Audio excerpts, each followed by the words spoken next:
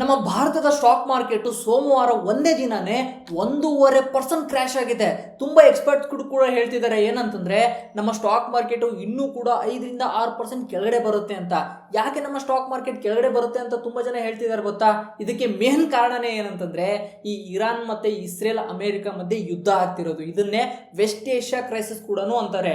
ಇಷ್ಟು ದಿನ ಯುದ್ಧ ಆಗ್ತಿದ್ರು ಕೂಡ ನಮ್ಮ ಭಾರತದ ಮೇಲೆ ಎಫೆಕ್ಟ್ ಆಗದೆ ಇರೋದು ಈಗ ಯಾಕೆ ಆಟೋಮೆಟಿಕ್ ಆಗಿ ನಮ್ಮ ಸ್ಟಾಕ್ ಮಾರ್ಕೆಟ್ ರಿಯಾಕ್ಟ್ ಮಾಡ್ತಿದೆ ಅಂತ ನೀವು ಕೇಳ್ತಿರ್ಬೋದು. ಯಾಕಂತಂದ್ರೆ ಇಷ್ಟು ದಿನ ಏನಿತ್ತು ಅಂತಂದ್ರೆ ನಮ್ಮ ಇಂಡಿಯಾದಲ್ಲಿ ಎಲೆಕ್ಷನ್ಸ್ ಇದ್ವು. ವೆಸ್ಟ್ ಬೆಂಗಾಲ್ ಆಗಿರ್ಬೋದು, ಅಸ್ಸಾಮಲ್ಲಿ ಆಗಿರ್ಬೋದು, ತಮಿಳ್ನಾಡಲ್ಲಿ ಆಗಿರ್ಬೋದು, ಈ ತರ ಬೇರೆ ಬೇರೆ ರಾಜ್ಯದಲ್ಲಿ ಎಲೆಕ್ಷನ್ ಇದ್ವು.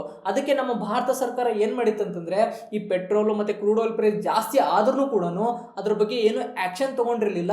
ಮತ್ತೆ ಲೈಕ್ ಪೆಟ್ರೋಲ್ ಮತ್ತೆ ಡೀಸೆಲ್ ಬೆಲೆಯನ್ನ ಜಾಸ್ತಿ ಮಾಡಿರ್ಲಿಲ್ಲ.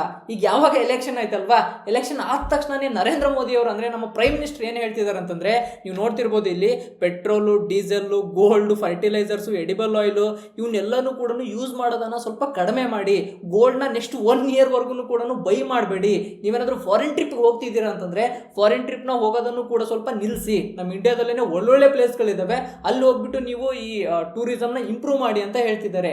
ಈ ತರ ಯಾಕೆ ಹೇಳ್ತಿದ್ದಾರೆ ಅಂತಂದ್ರೆ ನಾವು 90% ಕ್ರೂಡ್ ಆಯಿಲ್ ನ ಬೇರೆ ದೇಶದಿಂದ ಇಂಪೋರ್ಟ್ ಮಾಡ್ಕೊಳ್ಳೋದ್ರಿಂದ ನಾವು ಜಾಸ್ತಿ ಅವ್ರಿಗೆ ಡಾಲರ್ನ ಕೊಡ್ಬೇಕಂತಂದ್ರೆ ಇದರ ಅರ್ಥ ಏನಂತಂದ್ರೆ ನಮ್ಮ ರುಪಿ ವ್ಯಾಲ್ಯೂ ಡಿಪ್ರಿಷಿಯೇಟ್ ಆಗುತ್ತೆ. ನಮ್ಮ ರುಪಿ ವ್ಯಾಲ್ಯೂ ಡಿಪ್ರಿಷಿಯೇಟ್ ಆಗುತ್ತೆ ಅಂತಂದ್ರೆ ಏನಂತ ಅರ್ಥ ಅಂತಂದ್ರೆ ನಾವು ಗೋಲ್ಡ್ ತರಕ್ಕೂ ಕೂಡ ಡಾಲರ್ನೇ ಕೊಡಬೇಕು, ಫರ್ಟಿಲೈಸರ್ಸ್ ತರಕ್ಕೂ ಕೂಡ ಡಾಲರ್ನೇ ಕೊಡಬೇಕು, ಎಡಿಬಲ್ ಆಯಿಲ್ ತರಕ್ಕೂ ಕೂಡ ಡಾಲರ್ ಅಲ್ಲೇ ಕೊಡಬೇಕು. ಅದೇ ರೀತಿನೇ ನೀವು ಫಾರಿನ್ ಟ್ರಿಪ್ ಮಾಡ್ತಿರೋದನ್ನು ಕೂಡ ನಮ್ಮ ರುಪಿನ ಸೆಲ್ ಮಾಡಿ ನೀವು ಬೇರೆ ದೇಶದ ಕರೆನ್ಸಿನ ಬೈ ಮಾಡ್ತೀರಾ. ಇದರಿಂದ ಏನಾಗುತ್ತೆ ಅಂತಂದ್ರೆ ನಮ್ಮ ಕರೆನ್ಸಿಗೆ ಜಾಸ್ತಿ ಪ್ರೆಷರ್ ಬರುತ್ತೆ. ನಮ್ಮ ಕರೆನ್ಸಿಗೆ ಜಾಸ್ತಿ ಪ್ರೆಷರ್ ಬಂದ್ರೆ ನಾವು ಆಬ್ವಿಯಸ್ಲಿ ಕ್ರೂಡ್ ಆಯಿಲ್ ಅಂತೂ ತರಿಸ್ಕೊಳ್ಳೇಬೇಕಾ. ಲೈಕ್ ನಮ್ಮ ರುಪಿ ಜಾಸ್ತಿ ಡಿಪ್ರಿಷಿಯೇಟ್ ಆದ್ರೆ ನಾವು ಜಾಸ್ತಿ ದುಡ್ಡನ್ನ ಕೊಟ್ಬಿಟ್ಟು ಡಾಲರ್ ಅಲ್ಲಿ ಕ್ರೂಡ್ ಆಯಿಲ್ ನ ತರಿಸ್ಕೋಬೇಕಾಗುತ್ತೆ. ಇದರಿಂದ ಏನಾಗುತ್ತೆ ಅಂತಂದ್ರೆ ನಮ್ಮ ದೇಶದಲ್ಲಿ ಇನ್ಫ್ಲೇಷನ್ ಜಾಸ್ತಿ ಆಗುತ್ತೆ.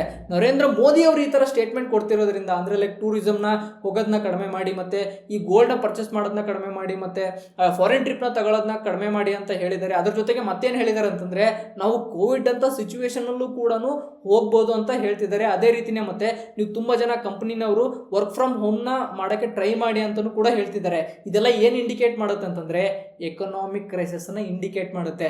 ಮುಂದೆ ಹೋಗ್ಬಿಟ್ಟು ದೊಡ್ಡದಾಗಿರೋ ಎಕನಾಮಿಕ್ ಕ್ರೈಸಿಸ್ ಬರ್ಬೋದು ಅಂತ ನಮ್ಮ ಸ್ಟಾಕ್ ಮಾರ್ಕೆಟ್ ಈಗ್ಲೇನೆ ಕೆಳಗಡೆ ಬೀಳಕ್ಕೆ ಸ್ಟಾರ್ಟ್ ಆಗುತ್ತೆ. ನಿಮ್ಗೆ ಏನ್ ಅನ್ಸುತ್ತೆ?